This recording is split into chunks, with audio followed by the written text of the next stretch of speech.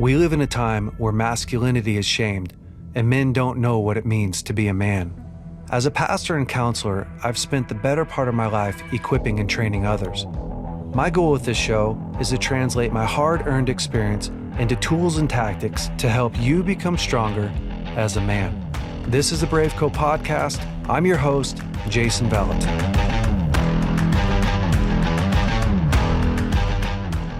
All right, well, this week I get to spend some time with you again, Al. Yes. And man, I'm excited. Oh, I'm so excited. It's always so fun. For those who don't know, you are my daughter-in-law. That's correct. I know, it's a shocker every time. Yeah. And I had kids so young that it's been a little awkward for you and I, for you to call me dad. So yes, we're working on it. What do you refer to me as? I refer to you in conversation as dad for sure. That's grown.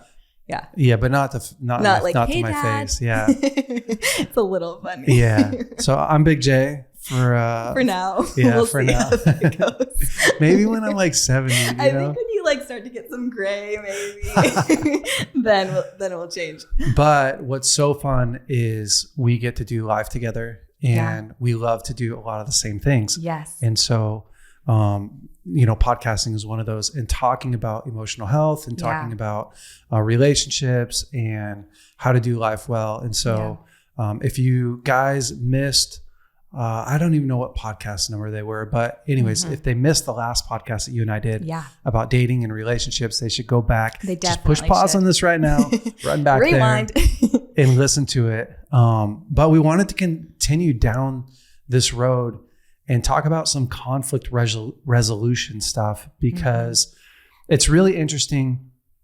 And I'll jump off this bandwagon it's great. shortly, but it's interesting that we go through life and rarely does anyone ever sit you down and go, let me give you a plan for conflict. Yeah. Let me teach you how to, and just small things like, let me teach you how to process pain, because you're going to be in pain at some point. Right. Let me teach you how to communicate your emotions, because that's going to happen. Yep. Let me teach you how to process what you're going through. Let me teach you how to, we learn all these things that we think are essential in life. For instance, we do physical education at school. Right. We do history. We do science and all those things are. Right. But if you can't do life with other human beings and be effective, right? Do it in an effective way, then man, it just makes living so hard. Challenging. Yeah. Makes life really hard. Yeah. Totally. And so I think you have some awesome questions we're going to dialogue through. Yes. And so, gosh, I'm excited. Are you ready to jump in? Yeah, let's do it. Okay, we're going to just jump into questions then. First question I have for you today says, my teenage daughter and I haven't been getting along lately. It seems like every conversation we have turns into an argument, and I don't know what to do. Where do I go from here? Yeah, well, for starters. Been there.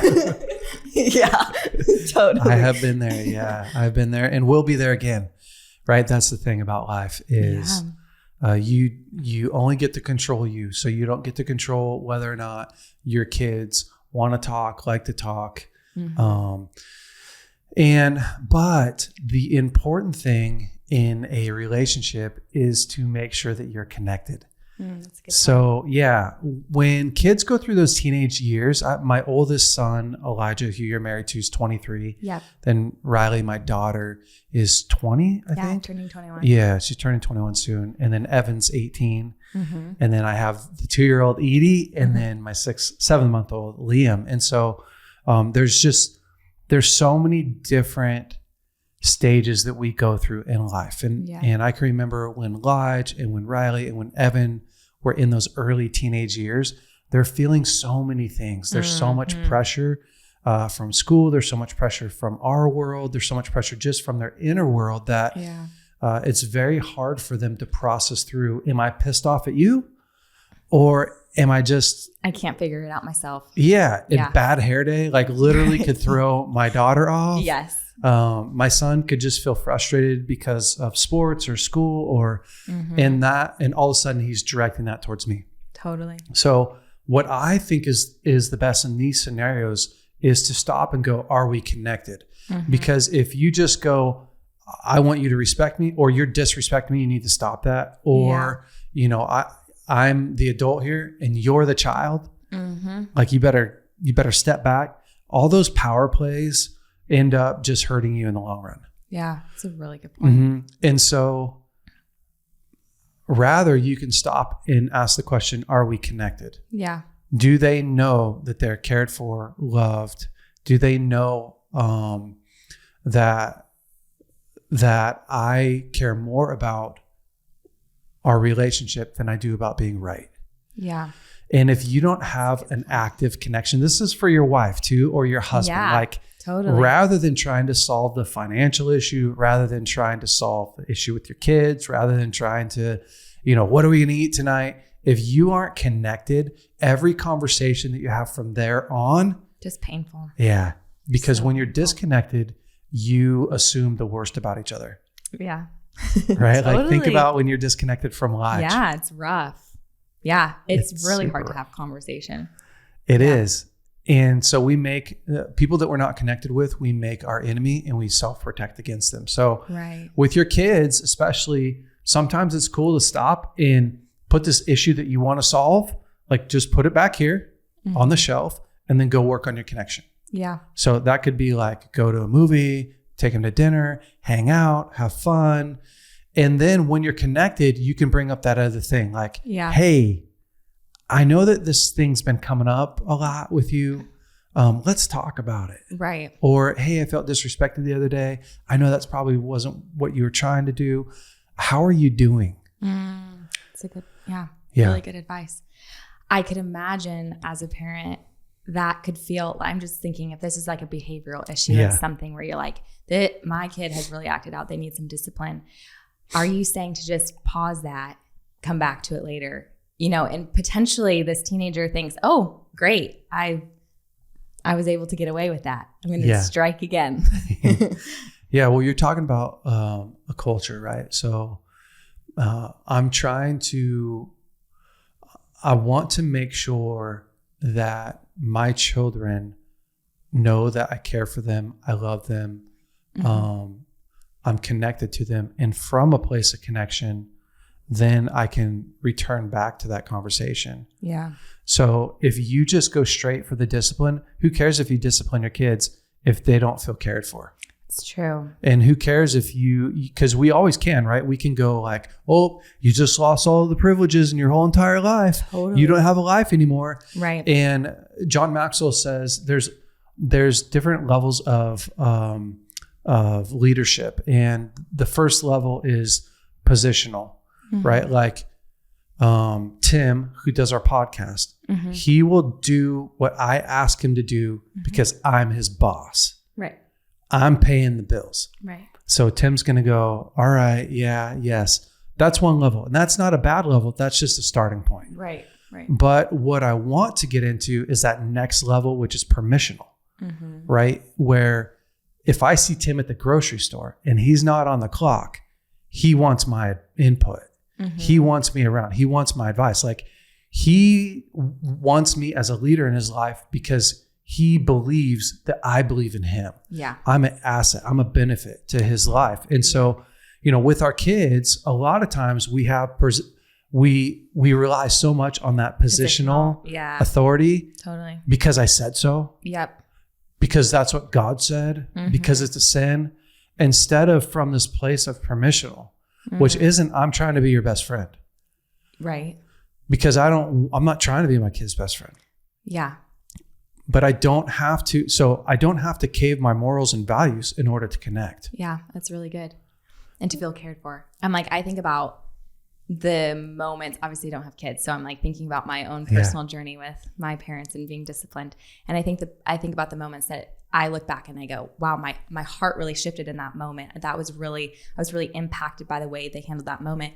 It was moments that they came in and they sought to my heart. They weren't just figuring out my behavior. It was like, what's going on with you? What's happening with you? Yeah. Where I feel way more connected. And then later, obviously we can dialogue about what choices I'm making in my life. Yeah. But it's that heart connection because you feel cared for. You're way more willing to let people speak into your life if you feel cared for.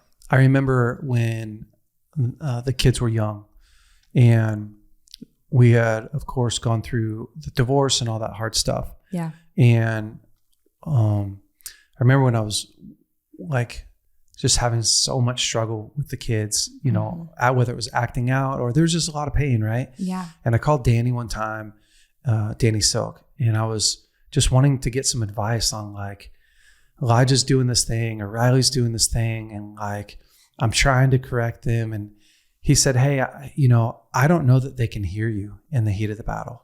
Yeah. Wow. Like I'm sitting them down trying to like lecture them, you know, and they're just like, they're so emotional. They're in so much pain. Like they can't hear what I'm trying to say. Yeah. And so I remember having to go through like, okay, to assess, can they even hear me right now? Yeah. Like when my daughter Edie is having a meltdown and I'm trying to lecture her about her meltdown, like she can't hear me. No. And so again, like there's so much pressure for us to like, I will be respected or I will get this message to you instead of taking a step back and going, well, what's the most effective thing to do right now? Yeah, totally. De-escalate, reconnect, and then deliver the message in a way that feels loving and caring. Totally. Which can be so hard. Now I'm totally shifting it a little bit, but I'm thinking about specifically in marriage. Yeah. Like I think about just a bit ago, I was out of town and there was a conflict that occurred between Elijah and I. Over the phone. Yeah. Which is so challenging. We know that's really hard. Whose fault was it? That's all we care about. No. You know what I mean? No. But I remember like just feeling so frustrated and communicating. Like I'm leaving this conversation so mad.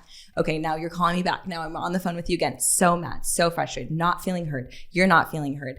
And eventually I just felt like I had to be Holy Spirit because I was like going to, debate my case for the whole night. And I felt the Holy Spirit say, Elijah doesn't need to hear you in your case right now. He needs to feel like you're trying to seek to understand him.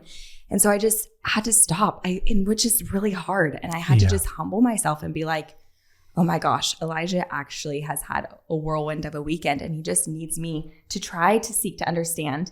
And I remember later on, obviously I came home a couple days later and began to be able to tell him how that really made me feel again. And it was interesting because even the moment he said, well, it just makes me feel like you're not hearing me. I said, that's exactly how I felt. But you just needed to know that I was trying to understand, right? Yeah. I just need you to know that, I just need to know that you're trying to understand. Yeah. It's just like all that high emotion and chaos of the moment can be so settled when you just like, I'm just seeking to understand. It's massive. Humbling, very humbling. It's massive because in any conversation that we have, there has to be a talker and there has to be a listener. Mm-hmm. There can't be a talker and then somebody doing rebuttals in their mind. Yeah. Oh. And if you have a relationship where you aren't seeking to understand, then the whole relationship is based upon self-protection. Mm-hmm. And it never works. It's not fun. It's impossible to make that work because there's no way that I can protect me from you and still let you in and be close and find a win-win and all that. So we should also at some point, just so we don't forget, we should talk about the rules of conflict. Okay. So we don't have to do it right now. We'll pin that. Yeah. Okay. Next question. Yeah, we really took that one for a while. Okay. Is addressing conflict always worth it? Is it better sometimes to just let some things go or to just avoid a problem? Yeah. So, it's a big question. It is a big question. And the problem with problems is that when you avoid problems, typically we don't let them go. So we typically keep them in our little tally box that we have back here. Mm-hmm. And I know that you've probably got one too. I've got one. And when you don't address things that really hurt you, and we can classify that. If you can really let something go genuinely, because on the other hand, we do that all the time. Mm-hmm. So on one hand, we're going like, yeah, this doesn't really matter. You've heard the expression like, pick another hill to die on. Mm. Like you have to really choose the hill that you want to die on. Right. And as parents, so if you talk about that aspect, you can't correct your kids all day long. Yeah. And you could if you wanted to. Right. Because kids are in a learning phase and you're a coach. Right. So you could be like, oh, hey, you came out and your attitude was a little poor today. Hey, you got a couple things on your floor. Hey, I didn't feel cared for when I walked in. Hey, you didn't look your mom in the, Right. like you could constantly be like, and that's the best way to work your way out of their life. The flip side to that is if you are avoiding conflict in a relationship, then, conflict is not a place of war. It's not even a place of combat. It just means that what you have in your mind and what I have in my mind are two different things. We have to sort this out. Yeah. And if we don't sort this out, we ultimately, somebody's going to win and somebody's going to lose. Yeah. And there's going to be a lot of resentment in that. Yep. I think too, people just have a lot of fear over conflict. And I think about all the times I avoided conflict for years of my life. It's because I never saw it be done well. Yeah. Right. So there's just so much fear. Like, how do I even confront this? Might as well just avoid it forever. Yeah. So those are good standards, right? Like when I'm talking about my kids, when I'm thinking about my kids, I love them. And so I am sorting through what's important for me to confront and what actually doesn't really matter that much. Yeah. And so, I'm not going to confront my son every day on his bedroom. Yeah. But we are going to talk about it every couple of weeks. Yeah. And, and we're going to have some standards, and I'm not going to talk to him every day about his attitude. He's 18 or he's 16 or they're 14 and they're working through, it's like you can't hound them every day. But we're going to remind them what's important and why it's important from a place of connection. So with my spouse, it's a bit of a different game too. So sometimes I'll tell Lauren like, hey, find a different hill to fight on. It's just petty stuff that kind of annoys her. She's like, hey, can you not do this or not do that? And I'm like, babe, like we've been married for over 10 years. You've been with me for, 13 years. I've done this forever. You probably need to pick something else. I'm just going to keep, this is my life right. Like, I really can't, I really can't change this. But then there are those things that hurt and those are different. Yeah. If she's hurting or if I'm in a place that hurts, you cannot avoid that. You can't avoid that. And that has to be something that you do confront, and you do it from a place of compassion and talking about yourself and tackling it head on, because without boundaries and without needs, there's no way to feel cared for and loved in a relationship.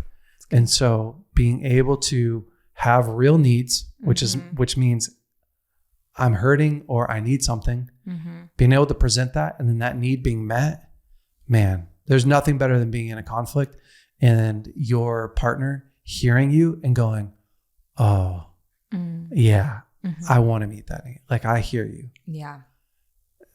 This brings so much connection. Yeah. I'm having a thought about those, those relationships though, where this isn't a family member. So not your kids, not your spouse, just this person where you've had to do life with them for whatever reason. And you've come around to the same issue over and over and over again. Yeah. And comes the question, like, how much more do I confront this problem with this person, or do I just let this relationship go? Yeah. Maybe you could speak to that a little bit. Yeah, no, it's great. Does the person have the capacity to do what I need in order for this relationship to be healthy? And, I think that if you have somebody in your life that you're having to constantly talk about the same thing over and over and over again, and you need to reevaluate at what place you're giving them in your life. Yeah. Because if you want somebody to do something that they really can't do and it's painful for you, you probably need to move them to a different spot. Yeah, totally. They just can't do it, or you're not communicating it effectively. And so, unmet expectations lead to pain. Yeah. And if you have an expectation for somebody and they just can't change, or they can't move, or they're unwilling to move, put them in a different spot. Yeah, totally. Good point. Okay, next question. You ready for it? I'm ready. Yeah. Okay. Whenever I talk through conflict in a relationship, I end up just getting really angry and have a hard time communicating. What would your advice be? Is this yours? Yeah, this is me. I just get so mad.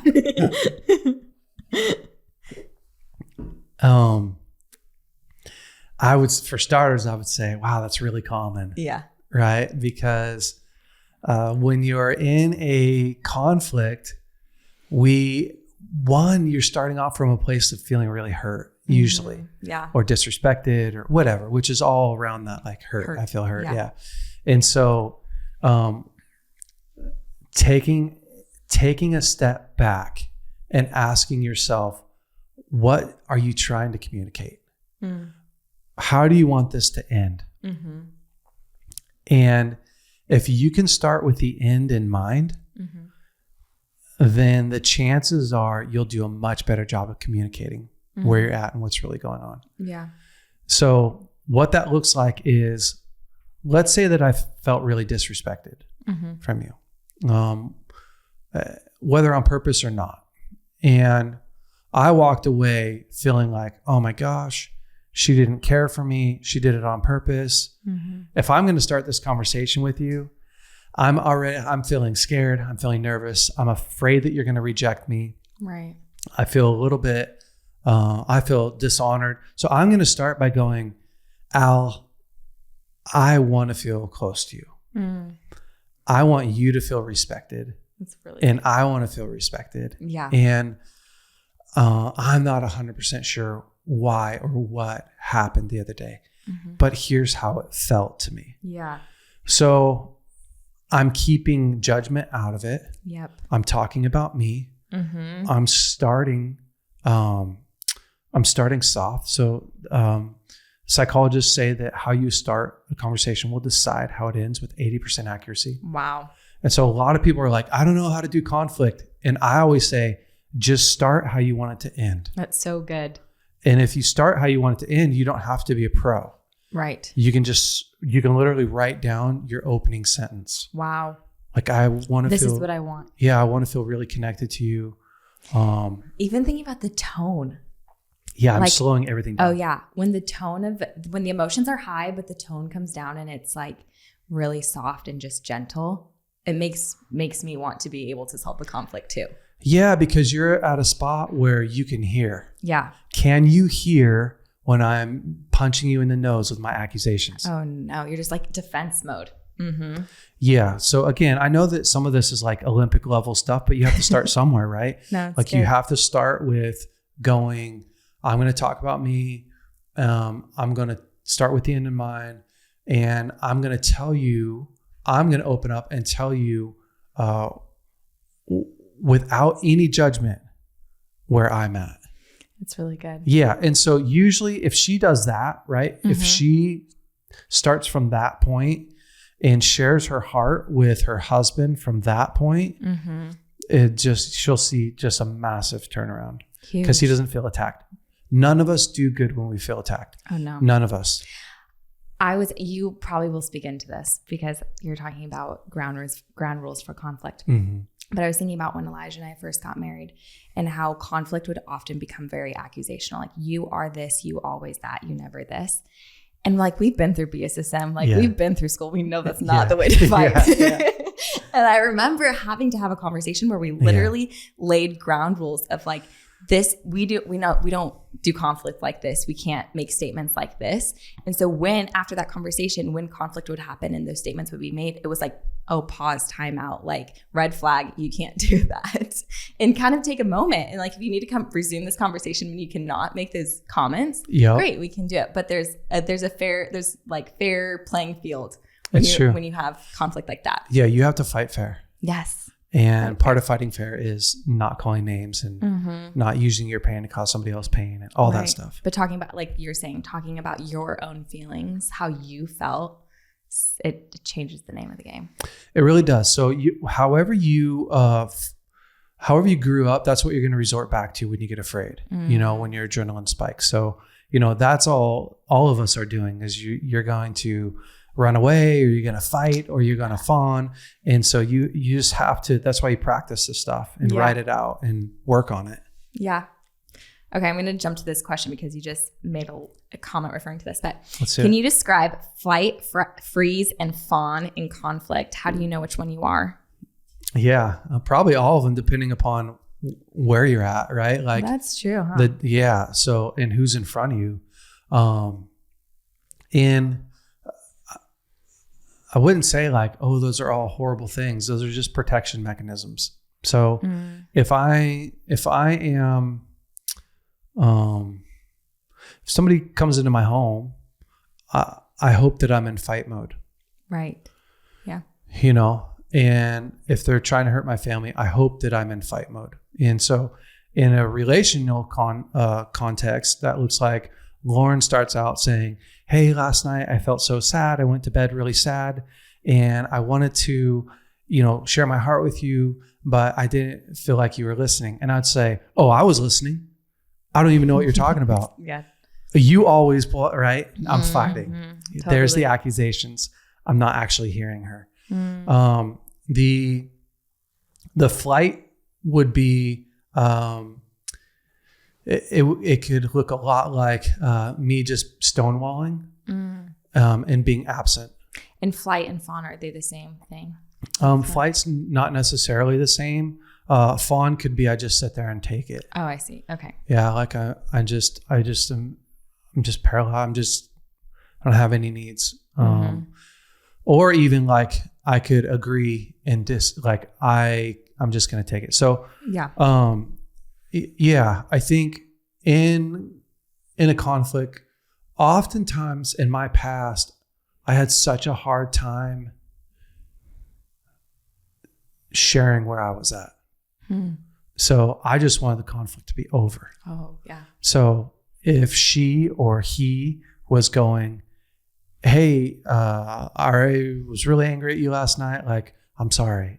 I'm just like, I'm sorry, you know, but what happens is you get resentful. You get more and more and more resentful because your needs aren't being taken care of. Yep. And you're constantly building this case about the other person, the person that you're supposed to love the most. Right. But it's because I'm afraid, right? I'm afraid that you won't handle my emotions well. I'm afraid that you won't show up for me. So stonewalling is different though. Like to me, like fawn, when I picture fawn, I just picture like what I just did there. Like, I'm not going to have any needs. I don't want to disrupt you. I'm so sorry. Yeah, I'm so sorry. But to me, the flight or stonewalling is a term that often guys do. And it's not that a woman never does it, right? But more often a man would do. And John Gottman's the one, I believe that the Gottman Institute's the one that coined this phrase. Oh. And so the 7 principles for making marriage work is where you can find this information. But stonewalling is where I have made up my mind. I am not giving you a piece of me. Yeah. Like 0. You can yell all you want. It's like a FU. Right. But it just gets the person more can't frustrated. Hurt me. Yeah. Gets person way more frustrated. Yeah. So can't hurt me. Can't access me. Don't know what you're going to do type of deal. Yeah. Tricky. Yeah. And that's the Gottman Institute has predictions for like they can predict if marriage is going to succeed or fail. About this study that they did with like 90% accuracy. Yeah. With how they argue. Right? Yeah. Yeah. And not if they argue. It's how. Yeah. Yeah. And so stonewalling is one of those. Yes. One of the 4 horsemen. Contentment, I think is what they called it, right? Yeah. Wow. Interesting. Very interesting. Okay. Next question. Hey, BraveCo men. I am here to tell you about our BraveCo testimony book, the Father's Edition. This is chock full of incredible testimonies of God coming through for men, for marriages, for finances. And here's why it's important. In Revelations, it says that we overcome by the blood of the Lamb and the word of our testimony. And that is what happens when you get other people's testimonies as you get their breakthrough. And so I want you to check out this book. If you want something that you can give to your son, you can give to your father, you can give to a friend that will really help them out in life, this book is it. You can go to braveco.org and pick up your copy today. When I speak with my parents, it feels like they run right over my boundaries and treat me like I'm still a child. It's upsetting, and I don't know how to address this with them. What should I do? Yeah, that's great. I mean, it depends on how old you are. Are you still a child? Yeah, totally. Are you acting like one? I have kids ask me that kind of stuff, and it's challenging, like a 12-year-old saying, what do I do? My dad doesn't respect me or listen to me. That can be really hard. Yeah. It can be really hard. But let's say that you're 18 and out of the home. Yeah, a little different. It really is, because it's no longer your parents. You always need to honor and love your parents like you need to honor and love people. Right. But you don't owe them a place in your life just because they're your parents. Mm. And that's a hard one to swallow. It is. Yeah. Yeah. And if you give your parents a place, regardless of what they do, just because they're your parents, it just leads to a lot of resentment and a lot of pain. It doesn't mean that we don't work harder to build a healthy relationship with the people that are blood. Right. Because I think that we do, and I think that we should. But you have to be able to communicate to them in a way that, like we talked about earlier, like, hey, Dad, I want to have a healthy relationship with you. I really care about having you in my life. Mm-hmm. The other night, this happened, and I'm feeling like it's a cycle, and I've communicated before, and I'm communicating it again. I love you, but I can't do this. Right. I can't do this. Right. And they're either going to go, oh, wow, I hear you. Yeah. Oh, that makes so much sense. I'm trying to change. Yeah. Okay, cool. Like, we're all trying to change. Right. Like, no problem. Or they're going to go like, I don't know what you're talking about. Mm-hmm. And then you have to make some decisions, right? Like, can you have them this close while they still do this thing? Yeah. Is that healthy for your relationship? Right. Like, maybe not. Mm-hmm. So maybe I don't go over mom and dad's house every day. Right. Maybe I go over there every week because I can do that, and it's helpful and healthy. Right. And so, we see it all the time, right? Like, I know some of my friends, they'll be, have a sibling that's a best friend, but I don't know any siblings that are all best friends. Like, we grew up together, we're family, like we all still share everything all the time. Like, right. And that's because we have preferences in our life. Mm-hmm. Each sibling and our parents have preferences in our life, and they have stuff that we all have different needs. And it's like, well, right. I like this thing, or I don't like this thing, or it feeds me or it doesn't feed me. I have this interest. I don't have this interest. And therefore you work or you don't work on this level. Right. Sometimes too, I think that obviously that relationship shifts and changes, right? As you go from child to adult. And I feel like what I saw in my own life and just my friends' lives, there's an easy ability to just slip into, oh my gosh, my parents, they don't respect my boundaries, when in fact, like, they've never had a child grow up either. And there needs to be grace to figure out the new dynamic with you being an adult and them also being an adult. That's a really tricky transition. And I would find even now, sometimes I have to check myself where in my relationship with my parents, I'm like, am I acting like a child? Because sometimes it's really easy to revert back to what you knew your relationship to be like with them, where it's like 13-year-old Allie all of a sudden is coming out. And I'm like, Lord have mercy, that's really embarrassing. Like, I don't talk like that anymore. What just happened? But being able to own your case as an adult, bring it back to them and apologize for whatever that scenario was. It's true. It's just learning. There's so much pain inside of, child-parent relationships and so much unresolved pain that you really have to make sure that as you grow up that you're not carrying around unresolved pain because that shadows and shapes, your relationship with your parents and they may not even be aware of the pain or that they cause you or that you cause them. It's going to go vice versa, or the reality that you're walking around with. And I, counseling, I've just seen that for so long. The parents are like, that's not actually what happened. But the child is like, oh, that's what I grew up with. And the worlds are so different. And they're both right. Like, That was your experience, Yeah. your perception of the situation. Yeah. And so I think, moving forward into your adult years, you have to go, hey, have I actually communicated to my parents where I'm at? Yeah. And how I feel and what I want for our relationship. And so. Right. It's a little bit of growing up on your part yourself. Yeah. Yeah. It's really good. Okay. My friend has recently been making really bad decisions. Every time I talk to him, it's like talking to a wall. Oh. They get really defensive. Our relationship is falling apart. What is my role? Should I help them? Yeah. I think that's, you can't help anybody that doesn't want help. Mm-hmm. And if you help somebody that doesn't want help, now you're becoming a violator. You're becoming controlling. Yeah. And I see that happen a lot with parents. They're, especially when the kids get older, they're trying to help their kids who aren't wanting help. Yeah. And it just leads to a lot of resentment, a lot of bitterness, a lot of pain. And so at the same time, like there is real accountability and confrontation that we're supposed to have that's healthy. If I see you doing something that I feel like is clearly off, right, I'm going to come to you and say, hey, I really care about you. Mm-hmm. And I feel nervous about what's happening. Can you help me understand? Yeah. It's 99% of the time, it's the way we are communicating to people. Mm-hmm.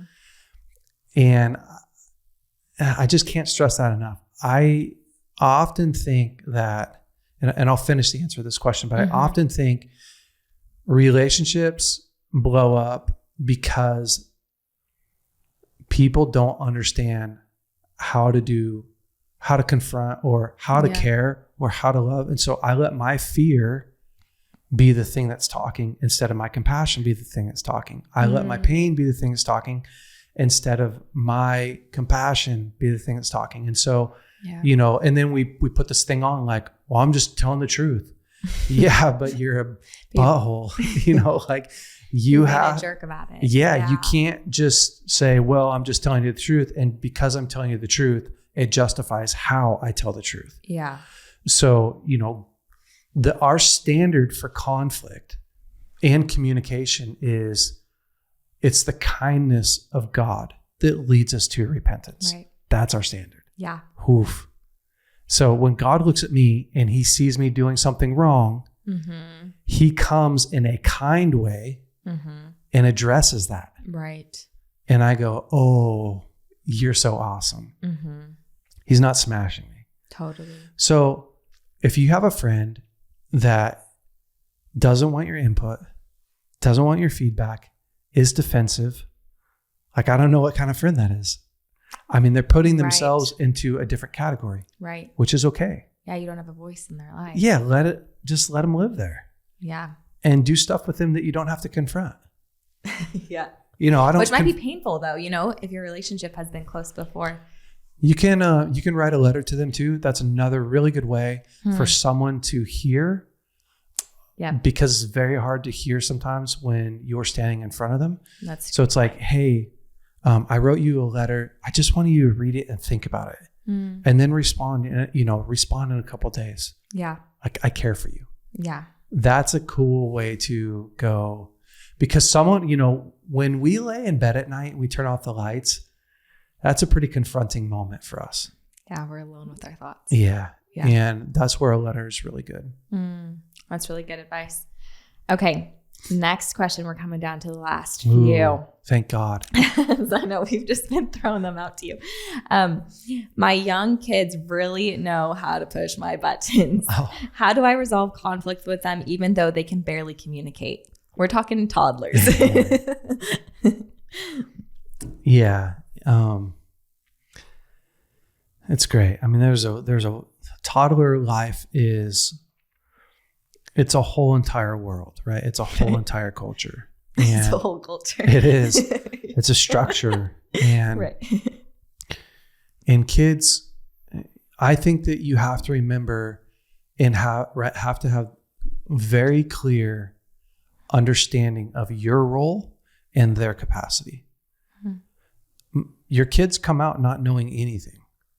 Yeah. So everything that they're learning for the first, 6 years of their life, pretty much, is you. Right. And your little tiny environment. Right. And then you also have to understand your kids don't know how to express their needs, their frustrations, their desires. Mm-hmm. They don't know how to manage their emotions. They don't know how to regulate their emotions. So who's supposed to teach them that? Right. You are. Right. Well, how do you know when they need to learn that stuff? Well, because they express it. Mm-hmm. So if you don't understand that role, you're like, stop yelling, quit hitting your brother. Don't talk to me that way. You're like offended. Right. I'm offended that you 2-year-old don't know how to talk. are rude, right, inconsiderate, selfish. So you also have to remember developmentally, a baby only has the capacity to think about himself. Right. Like developmentally, they don't have, your child doesn't come out, start crying, see that it's affecting you negatively, and then stop. Right. And go, oh no, I better be quiet. Right. They don't. It's survival, right? Yeah. So as we grow older, our brain develops and we start to think about others. Right. We go, oh, sharing really is important. Oh, considering how I'm affecting you is really important. They have to learn that. Right. They don't have that capacity. Right. So if you go into parenting not remembering that, not taking that into effect, you're just pissed off all the time. Right. So you're coming in there as a coach.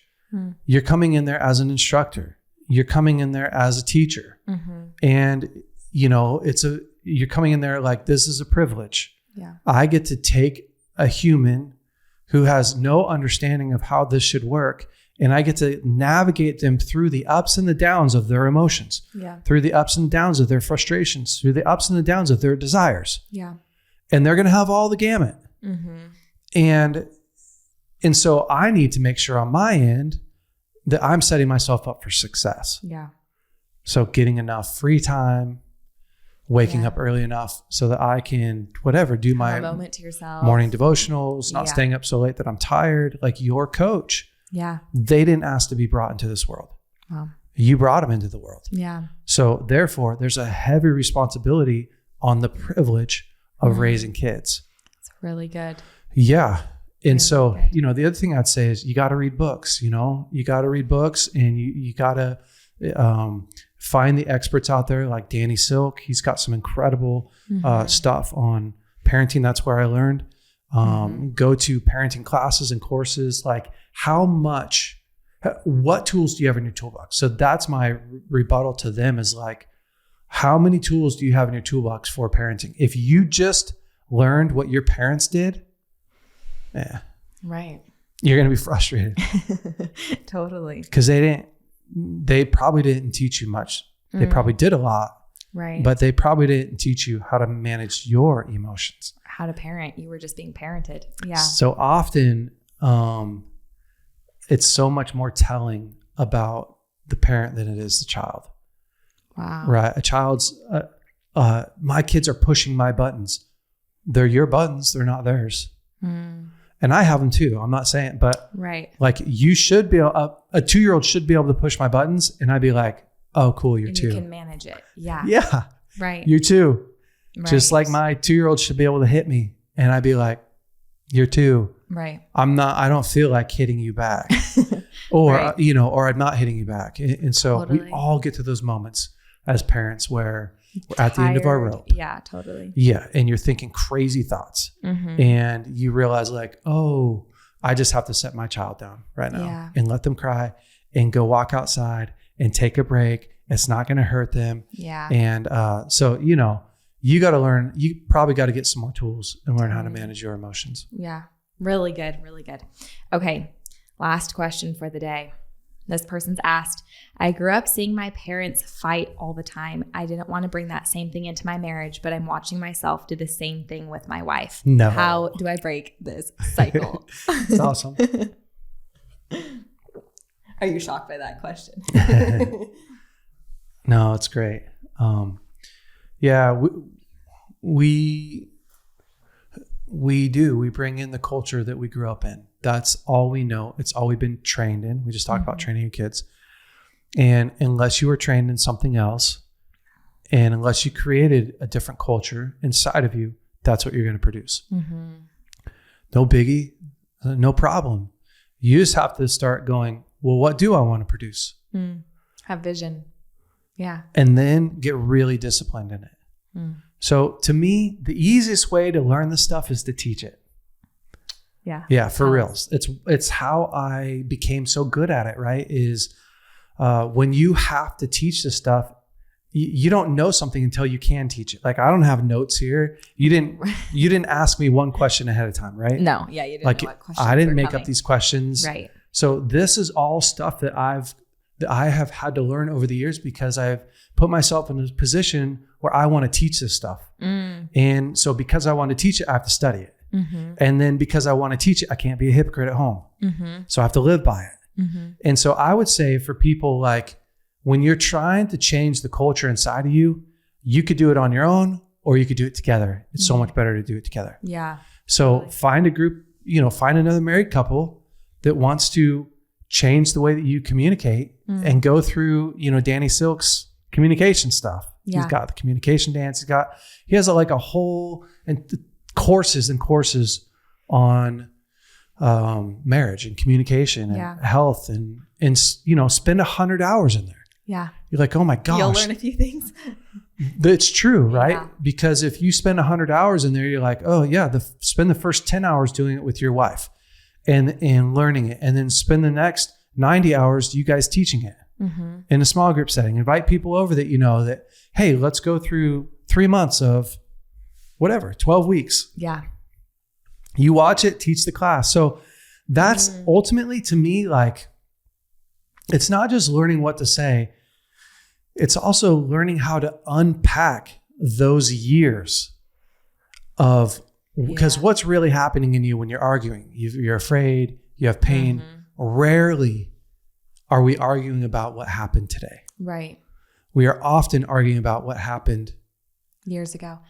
And when you weren't even present. Right. How many arguments with you and Lige, the root of it isn't actually what you did or what he did. The root of it goes back to his childhood or your childhood. Oh yeah, totally. So much of it. I was feeling abandoned. I wasn't feeling cared for. I wasn't feeling heard.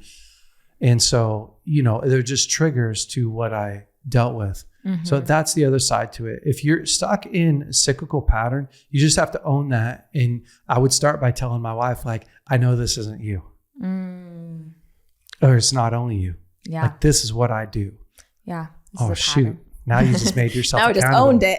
Yeah. Yeah. Totally. And extreme ownership is the way forward in this stuff, because now you can go get counseling for that piece. Yeah. You can become a learner for that piece, but you can't hope and pray and live normal life and just think that it's going to go away. Totally. Takes work.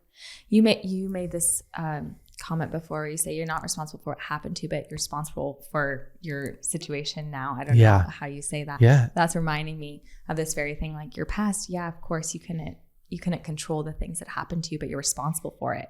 You're responsible for making those changes now. It's so true. Yeah.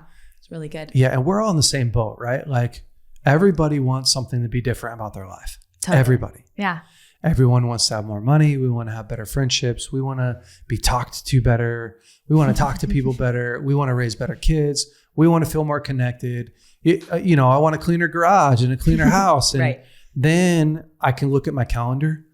I can look at my finances. I can look at my effort and tell you what I'm going to have in my life. Yeah, you make a plan for it. Yeah. If it's not on my calendar and my money's not going towards it and my effort and energy isn't going towards it, I don't have it. Totally. I don't have a good marriage if I don't have a good marriage on my calendar. It's good. And if I don't have money pouring into, it's just an investment, right? Where your money goes, that's where you're investing. And I don't have a clean house if my time isn't going towards that. Totally. Or my money or my calendar. Like, I just don't, if I haven't set up the system for it. And so often people are so surprised to find out that life is a math equation. Yeah.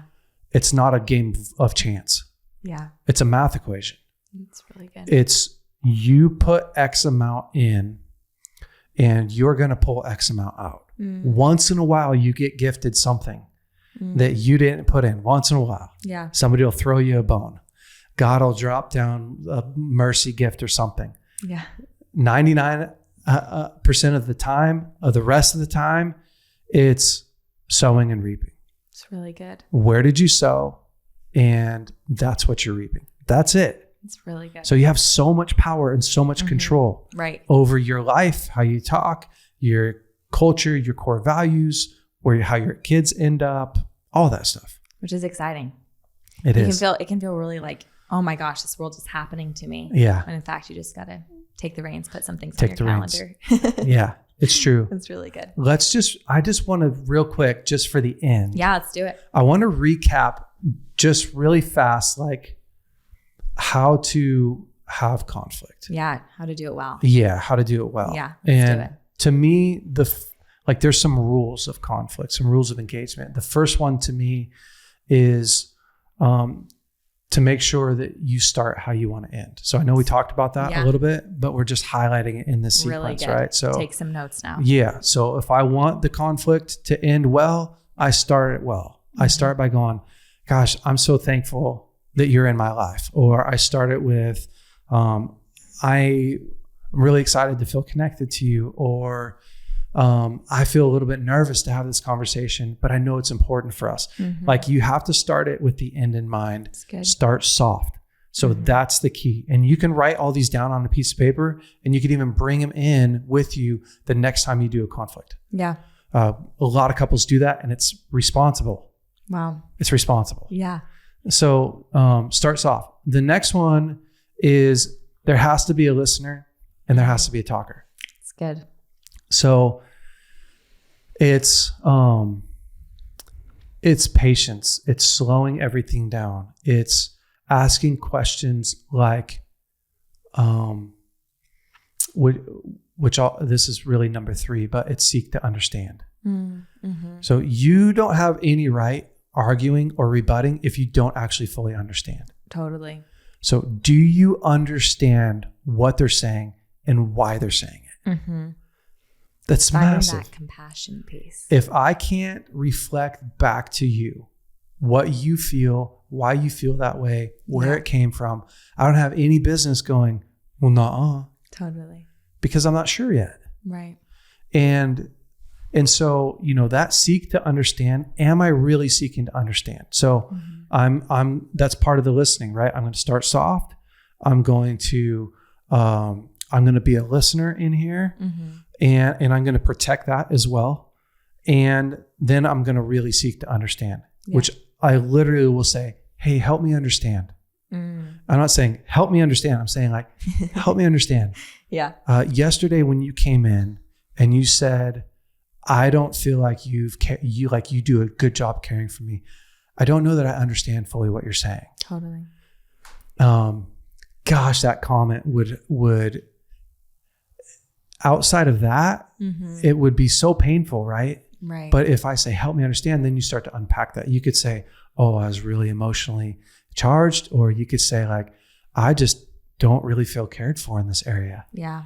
And I'm going, oh man, well, what about last week when this happened and I did this? Did you feel cared for there? And you're like, kind of, but not really. And then I could start to, so you want to be more a scientist than you want to be a judge. That's really good. Yeah. So a judge is going right and wrong, looking for a verdict. Who's wrong? Who's right? The scientist doesn't care about right and wrong, except for to understand what do we need to tweak. Yeah, that's really good. So that's really helpful. Seek to understand.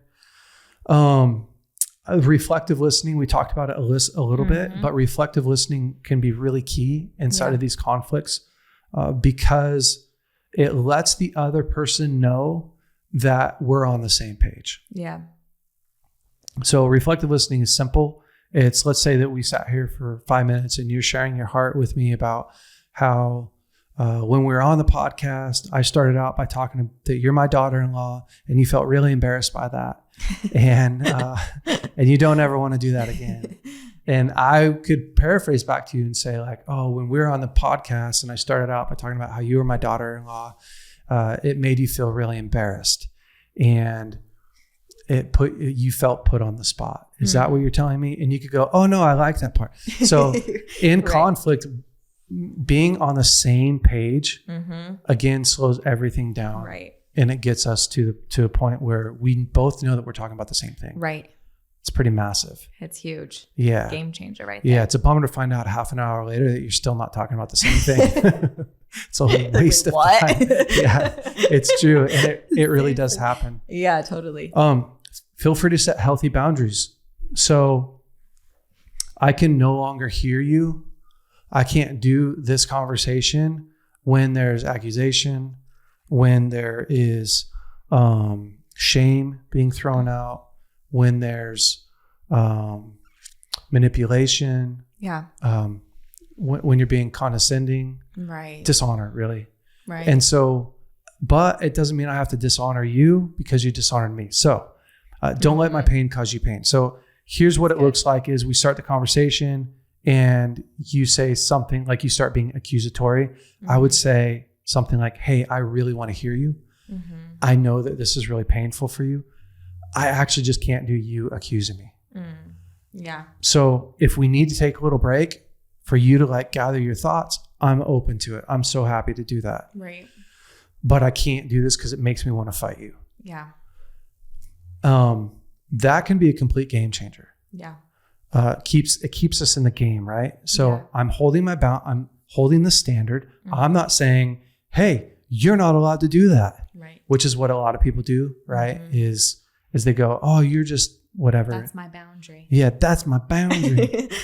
And now I'm beating you with my boundaries. Right. And we're both abusive. Yeah. Oh, good. Yeah, but to not let my pain cause you pain. So those are some really helpful tips. Talk about yourself would be the last one, is share about what you're going through, not what you think the other person is doing. So don't tell me about me. It feels like you are punishing me versus you're punishing me. Yeah. Is that what you're Tell me about where you're at. And people are like, well, what if they hurt you? You can say, man, I felt really hurt yesterday when you slapped me across the face. And it felt really disrespectful. I don't say you're a disrespectful human being and you just feel like you can hit anyone. Right. Especially your father-in-law.